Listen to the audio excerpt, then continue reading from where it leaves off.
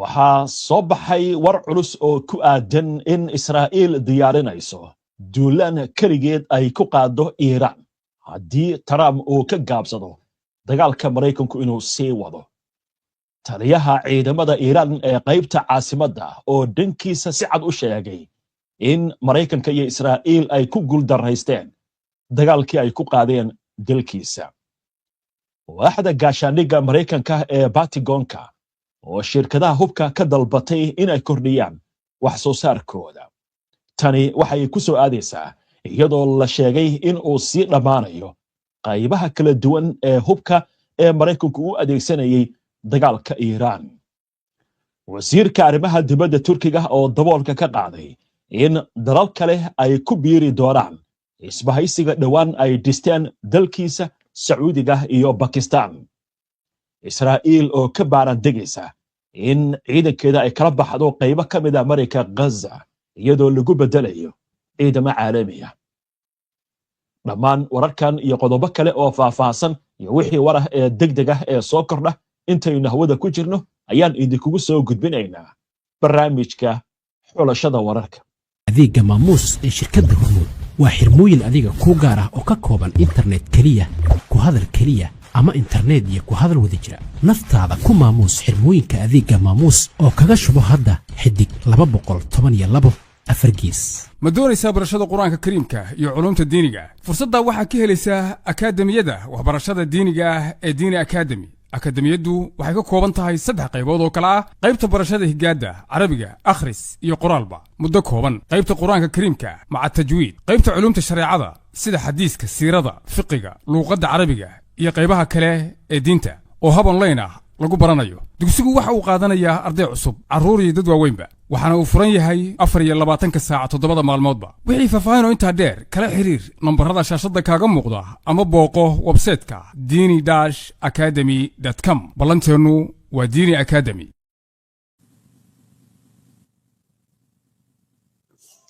ma ku hayaa xanuunka goonjabku oo ma ku xanuunayaa madaxa?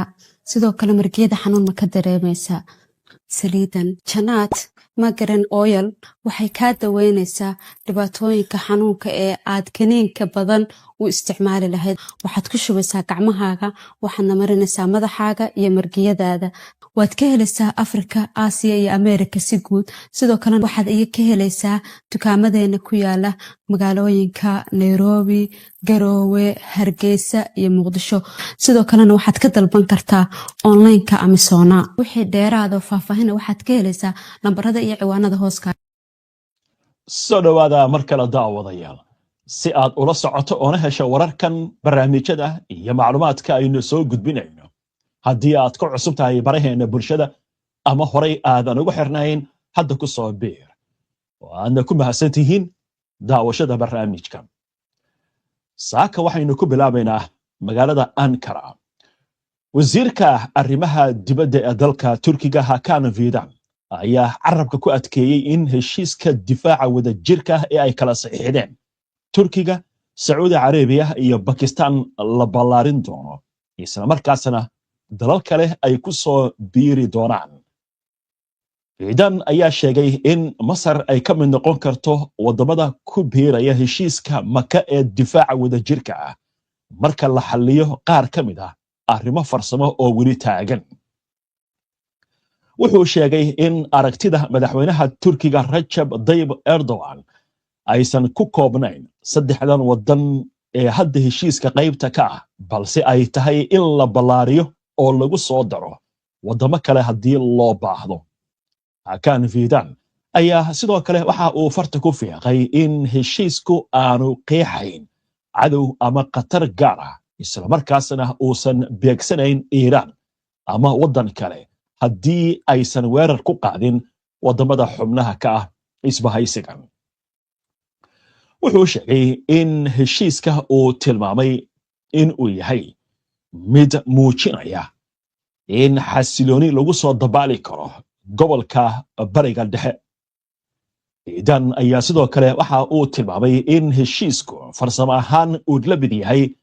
mabda'a difaaca wadajirka ee qodobka 5 ee NATO, kaas oo dhigaya in weerar lagu qaado hal xubin loo arko weerar lagu qaaday dhammaan xubnaha gaashaanbuurtaasi. heshiiska ayaa sidoo kale waxa uu yeelan doonaa xoghayn guud iyo guddi heer wasiir ah oo la mid ah qaab dhismeedka NATO.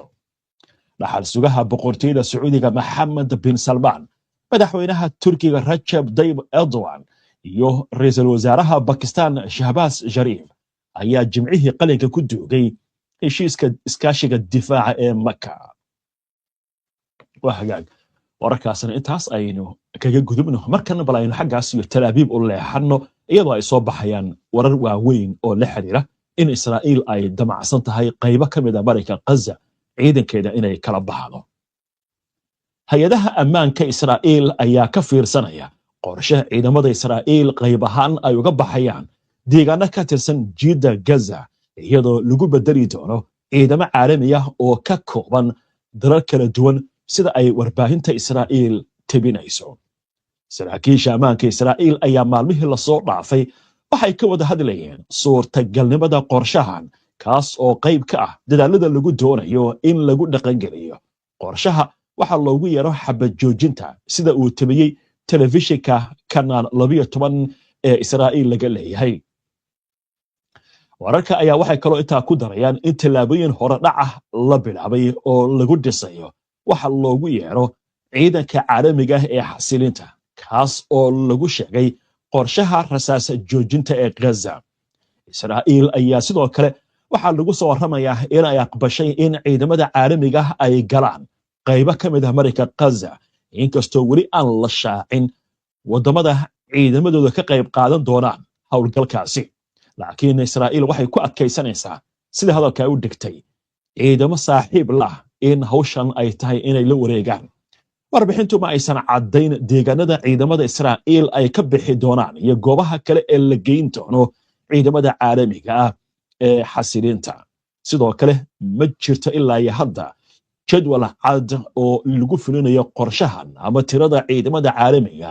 ee la filayo in la geeyo marinka Gaza. qorshahan ayaa imaanaya iyadoo ay socdaan dadaalo lagu hirgelinayo xabad joojin iyo hanaan amni oo lagu xasilinayo marinka Gaza. وهاجاج wararkan wixii ku soo kordha intaynu barnaamijka ku jirno ama barnaamijyadeena dambe ayaan idinkugu soo gudbin doonaa haddii alla idmo. waa tahay markan bal waxaynu eegaynaa warar degdeg ah oo hadda soo dhacaya. waddanka Sacuudiga gobolka Jizan ayaa waxaa la sheegayaa in goor dhaweyta weerar loo adeegsaday diyaarad daroon ah lagu qaaday goob shidaalka laga soo saaro oo ay leedahay shirkadda Aramco. xoutiyiinta Yemen ayaa la aaminsan yahay weerarkan inay fuliyeen. arrimahan wixii ku soo kordha intaynu barnaamijka ku jirno ama barnaamijyadeena dambe ayaan idinkugu soo gudbin doonaa haddii alla idmo. waxaan u gudbaynaa goor dhow wararkii ugu dambeeyey ee xiisadda colaadeed ee Mareykanka iyo Iiraan ka dhex aloosan. war weyn ayaa saakay soo baxay kaasi oo la xiriira Israa'iil inay damacsan tahay kaligeed inay fuliso weerarada ka dhana Iiraan haddii Trump uu ka cagajiido Mareykanku dagaalka in uu sii wado. dhanka Iiraan war ka soo baxay iyo sidoo kale warar degdeg ah oo hadda soo dhacay intaynu barnaamijka ku jirnay oo arrimahan la xiriira ayaan idin soo gudbinaynaa ha yeeshee aynu ku hakanno qadar xayeysiina. qari online waxa uu diyaar idin leeyahay barashada maadooyinka quraanka kariimka higaada iyo asaasiyaadka diinta islaamka iyadoo ardaygu uu helayo hal wiig oo tijaabo ah inta uusan arday si rasmi ah uga noqon xarunta taasoo ah waxyaabaha ay gaarka la yihiin macallimiintu waa khuburo macallinka ugu yarna waxa uu leeyahay 5 sano oo khibrada waalidka ubadku u dhigtaan isagana free wuu ku baran karaa haddii uu u baahan yahay iyaduna waa fursad kale oo waalidku uu ka helayo qari online. haddaba si aad uga faa'iidaysato casharrada qari online la xiriir ciwaanada iyo telefoonada shaashada kaaga muuqda. Imara Luxury Homes daldalaal la iskama raacee kuwani waa dhismayaasha Imara ee dhaxalgalka ah. dhismayaasha Imara waxay ka kooban yihiin 2 qol 3 qol 4 qol iyo fadhiyadooda guryo dublekisa iyo kuwa penthouse qolka shaqaaluhuna meesha kama maqna iyo wax kasta oo ay xaafad gaar ah u baahnay. labada dhisme ay shirkadu hadda gacanta ku hayso dhismaha koowaad waxaa laga dhisayaa xaafadda Backland City Park Drive 6th Avenue waxaana uu ku dhow yahay isbitaalka Aga Khan. dhismaha labaadna waxa uu ku yaalaa Kilimani wadada madaxtooyada ama State House-ka ee Danisbury Road. wixii faahfaahin ah oo inta dheer kala xiriir telefoonada iyo ciwaanada shaashada kaaga muuqda. soo dhawaada mar kale daawadayaal si aad ula socoto oo na hesho wararka barnaamijyada iyo macluumaadka aynu soo gudbino haddii aad ka cusub tahay baraheena bulshada ama horay aadan ugu xirnayn hadda ku soo biir waadna ku mahadsantihiin daawashada barnaamijkan waa tahay haatan waxaynu jaleecaynaa wararkii ugu dambeeyey ee xaaladda bariga dhexe gaar ahaan colaadda iiraan iyo maraykanka intaan idiin soo gudbin war weyn oo saakay soo baxay oo la xiriira israa'iil inay damacsan tahay keligeed weeraro inay iiraan ku qaado dhanka iiraan ayna ku hermarno halkaasi oo warar kala duwan ay ka soo baxayaan taliyaha ciidamada ilaalada kacaanka islaamiga ah ee iiraan qaybta qaabilsan magaalada caasimadda ah ee tehraan sarreeye guuta xasan zadeh ayaa farta ku fiiqay in maraykanka iyo israa'iil ay ku guuldaraysteen inay gaaraan ujeedooyinkoodii ka dhanka ahaa iiraan xasan zadeh oo booqday cutub ciidan oo saldhigiisu u yahay magaalada caasimadda ayaa waxa uu ku nuuxnuuxsaday in madaxda maraykanka iyo israa'iil aysan jawaab u hayn shicibka iyo aqoon-yahanadooda oo ku saabsan waxa uu ugu yeeray guuldarrooyin soo noqnoqday waxa uu tix raacay dagaaladii ugu dambeeyey ee iiraan ay la gashay maraykanka iyo israa'iil isagoo si cad u tilmaamay inay ku fashilmeen inay wiiqaan ciidamada iiraan meesha ay ka saaraan nidaamka dalka tehraanna ay ku qasba inay ka tanaasusho barnaamijkeeda nukliyeerka xasan zadeh waxa uu tilmaamay in ciidamada iiraan ay weeraradaasi kaga jawaabeen weeraro xiriir ah oo lagu qaaday bartilmaameedyo maraykanka iyo israa'iil oo gobolka ku yaal waxaa intaasi uu ku daray in ciidamada iiraan ay sii wadaan jawaabaha ay ka bixinayaan sida uu yidhi jabinta heshiiska xabad joojinta taliyaha ayaa sidoo kale waxa guulaha iiraan ku sababeeyey taageerada shacabka iyo ciidamada mutadawiciinta ee basiij dhanka maraykanka waaxda gaashaandhigga maraykanka ayaa shirkadaha hubka farsameeya waxay ka dalbatay inay si degdeg ah u kordhiyaan wax soo saarka iyo keenista hubka muhiimka ah iyadoo dagaalka iiraanna uu hoos u dhigay kaydka hubka maraykanka sida ay daabacday jariiradda Washington Post ku-xigeenka xogayaha difaaca ee dalka maraykanka Steve Feinberg ayaa madaxda shirkadaha siiyey ugu badnaan 21 maalmood inay ku soo gudbiyaan qorshayaal lagu dedejinayo keenista hubka iyo kordhinta awoodda wax soo saarka Steve ayaa waxa kale uu tilmaamay in nidaamka horumarinta hubka ee qaata sanado badan aanu hadda ahayn mid la aqbali karo isagoo shirkadaha ka dalbaday in ay si weyn u dedejiyaan jadwalkooda farsamada hubka madaxweynaha maraykanka Donald Trump ayaa khamiistii wuxuu gaashaanka u daruuray wararka sheegaya in uu ka carooday xogayaha difaaca Pete Hegseth sababo la xiriira yaraanshaha kaydka gantaalada difaaca ee maraykanka yaraanta gantaalada lagu qabto gantaalada kale ayaa lagu soo warramayaa inay ahayd arrin muhiim u ah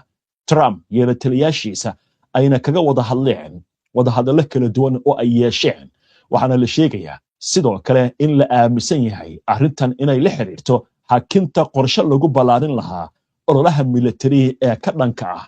iiraan dhammaadka bishii hore marka maraykanku hadda hay'adihii iyo shirkadihii ayaa waxa leeyahay waa in aad dedejisaan farsamada hubka iyo saaristiisa laakiin mushkiladda jirta waxay tahay hubkan waa hub casri ah waqti u baahan yahay 2 sano 3 sano waa gantaalo lagu talagalay in tiknoolajiyada lagu hago meesha ay ku dhacayaan lagu talagalay in aysan seegin waa si hadalka loo dhigay inkastoo intay habaabaan meelaha qaarkood dad rayida ay ku dhaceen ama ay ku habsadeen laakiin waxa la leeyahay sida qobarada ay sheegayso waxa lagu kala duwan yahay gantaalada Iiraan iyo hubka Iiraan waqti badan ma qaadanayo ta kale Iiraan waxa la yiri mar horeyba dagaalkan u diyaar garoobaysay muddo 20 sano ah wadan weyn oo aad u ballaaran waxa laga sameeyay xarumaha hubka lagu farsameeyo in la dedejiyo sidoo kale kaydka hubkana waa la xoojiyay marka waxa leeyahay meesha maraykanka ay ku qaadanayso hal gantaal in la soo saaro ugu yaraan 18 bilood Iiraan waxa dhici karta inay ku soo saarto 3 bilood gudahood meesha barka lagu kala tagayaa waa halkaas dhaqaalaha iyo waqtiga gantaalada maraykanka waxa dhici karta inay ku fadhiyaan 2 milyan ilaa 1 milyan inta u dhaxaysa laakiin gantaalka Iiraan waxa la sheegaa inuu u dhaxeeyo 100,000 ugu badan 300,000 oo dollarka Mareykanka ah waa hagaag inta marka laga gudbo Israa'iil waxa leeyahay waxay ka fakaraysaa kaligeed inay weerar ku qaado Iiraan laakiin arrinkaasi su'aal weyn ayaa ka taagan dad badan waxay leeyihiin Israa'iil oo awood u leh inay dagaalka ku jirto xitaa Mareykanka oo dagaalka ku jira way gali lahayd kama aqbasheen xitaa Trump inuu yiraahdo dagaalka ha gelinina arrintan marka ma boolo xoofta mise waa xaqiiq aynu eegno wararkii ugu dambeeyay iyo waxa warbaahinta Israa'iil arrintan ay ka qorayso Israa'iil ayaa waxa la sheegayaa inay isku diyaarinayso suurtagalnimada inay kaligeed weerar ku qaado Iiraan haddii dagaalka u dhaxeeya Washington iyo Tehran oo dhamaado sida ay tabisay warbaahinta Israa'iil telefishinka kanaal 13 ee Israa'iil laga leeyahay ayaa sheegay in Israa'iil wali miiska u saaran yahay ikhtiyaarka weerar ka dhan ah Iiraan oo aan Mareykanku qayb ka ahayn iyadoo militariga Israa'iilna uu sii wado diyaar garowga howlgal caynkaasi ah warbixinta ayaa waxay ku soo beegmaysaa xilli Mareykanka lagu soo waramayo in uu raadinayo wado diblomaasiyadeed oo uu kaga baxo dagaalka Iiraan telefishinka CNN ayaa horay waxa uu sheegay in taliyaasha ciidamada Mareykanka General Dan Kane uu saraakiisha Washington la wadaagay walaaca ku saabsan jihada dagaalka uu u socdo generaalka ayaa waxa la sheegay inuu ku dooday in si ballaarinta dagaalka ay dhalin karto qatar cusub isla markaasna ay adkeyn karto in madaxweyne Donald Trump oo duqeymo cirka oo kaliya ku gaaro ujeedooyinkiisa Iiraan waxa sidoo kale la sheegay inuu arrimahaasi kala hadlay agaasimaha CIA-da John Ratcliffe ogayaha arrimaha dibadda Marco Rubio iyo madaxweyne ku-xigeenka Mareykanka JD Vance isagoo ka digay qataraha ka dhalan kara tillaabooyin militari oo horseeda dagaalku inuu sii baaho arrintu marka halkaas maraysa qobarada marka waxay isleeyihiin ama waxay leeyihiin laba arrimood ayaa suurtagal dagaalka Israa'iil intay qaado Iiraan ka jawaabto Mareykanka markaas Israa'iil ku qasabto dagaalka inuusan ka bixin waa qodobka labaad in Israa'iil ay doonayso in markan ay adeegsato hub halis ah waayo Israa'iil waxay ku hubaysan tahay nuclear laakiin nuclearka ay ku hubaysan tahay sida qobarada ay sheegayso waa kan istiraatiijiga midkaasna dhibaato culus ayaa ka dhalan karta xaaladdu marka halkaas ayay maraysaa dabcan waxay ku soo kordha barnaamijyadeena dambe ayaa idinkugu soo gudbin doonaa haddii alla idmo qaybta barnaamijyada RTV waxaan soo gelinay goor dhaweyto warbixin faahfaahsan oo la xiriirta sababaha dagaalka Iiraan ay ugu guuleysatay iyo waxa qobarada ay cadeynayso oo ah qodob inay ku soo bandhigayaan marka barnaamijkaasna daawo isla markaasna ku soo biir RTV qaybta YouTube-ka iyo waliba Facebook iyo qaybaha kale ee baraheena bulshada sidoo kale si aad ula socoto wararka HBN haddii aad ku cusubtahay ama horay aadan ugu xirnayna hadda ku soo biir waa inoo barnaamijka xiga insha Allah inta ka horeysa salaamullaahi calaykum waraxmatullaahi wabarakaatuh qurbo joogta Soomaaliyeed ee ku nool qaaradaha adduunka sida Yurub Amerika Asia Australia iyo Afrika waxay hadda kadib si dhib la'aan ah lacagaha ugu soo diri karaan dalka Soomaaliya iyagoo adeegsanaya xawaalada caalamiga ah ee Ria Money Transfer kuna soo diraya adeegga casriga ah ee eBesa oo ka hawlgala guud ahaan Soomaaliya hoos tagana bangiga caalamiga ah ee IBS haddaba sidee lacag loogu soo diri karaa eBesa ugu horeyn soo fur abka Ria Money Transfer dooro dalka Soomaaliya kadibna geli lacagta aad dirayso ka dooro halkan habka lacag diristaada oo ah mobile wallet sidoo kale dooro payment method-ka aad rabto in lacagta aad dirayso ku bixiso kadib riix continue geli magaca qofka aad lacagta u dirayso dooro mobile wallet-ka aad lacagta ku dirayso oo ah eBesa kadib geli lambarka qofka aad lacagta u dirayso adigoo marka hore dooranaya koodhka Soomaaliya oo ah +252 geli xogta dheeraadka ah ee qofka aad lacagta u dirayso sida xiriirka idinka dhaxeeya halka uu joogo iyo sababta aad lacagta ugu dirayso kadibna riixa continue hadda waa dirtay lacagta isla markiiba ayay ugu dhacaysaa iibesihiisa qofkii aad u dirtay isagoo jooga gurigiisa ama goobtiisa shaqada iibesa goob kasta iyo goor kasta